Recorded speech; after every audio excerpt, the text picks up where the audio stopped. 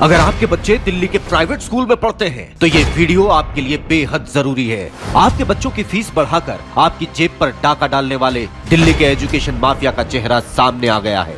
सबसे पहले ये तस्वीर आप ध्यान से देखिए। भरत अरोड़ा नाम का ये शख्स दिल्ली के सभी प्राइवेट स्कूलों की एक्शन कमेटी का अध्यक्ष है। ये एक्शन कमेटी सुनिश्चित करती है कि प्राइवेट स्कूलों को पेरेंट्स से मोटी फीस मिलती रहे।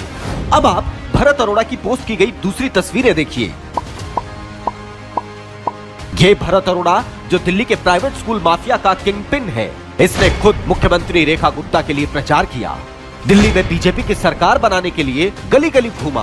क्यों?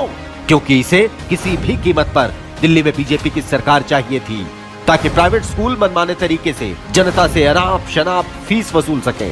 इतना ही नहीं, बीजेपी से इसका सीधा संबंध देखिए। ये बीजेपी दिल्ली की कार्यकारिणी का सदस्य और शिक्षा प्रकोष्ठ का संयोजक है। यानी दिल्ली का एजुकेशन माफिया खुद बीजेपी और सीएम रेखा गुप्ता ने ही खड़ा किया है। पिछले 10 साल में केजरीवाल सरकार ने इस माफिया को फीस बढ़ाने से रोके रखा, पेरेंट्स को प्राइवेट स्कूलों से रिफंड दिलवाया, इन पर लगाम लगा कर रखी थी।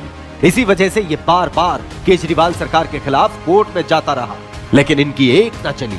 और अब जैसे ही दिल्ली में बीजेपी की सरकार आई, वैसे ही दिल्ली के सभी प्राइवेट स्कूलों ने धड़ल्ले से फीस बढ़ा दी। कुछ स्कूलों ने 80% तक फीस बढ़ाई। ना कोई उन्हें रोकने वाला है, ना कोई टोकने वाला। बच्चों को फीस न देने पर जलील किया जा रहा है, रिजल्ट तक रोके गए। मेरे को क्लास में बैठने नहीं दिया जा रहा। बोल रहे पहले फीस दो, उसके बाद हम बैठने देंगे। मेरे पेरेंट्स सवाल पूछते हैं तो उनके साथ बदसलूकी की जाती है। प्रिंसिपल बात तक करने को राजी नहीं।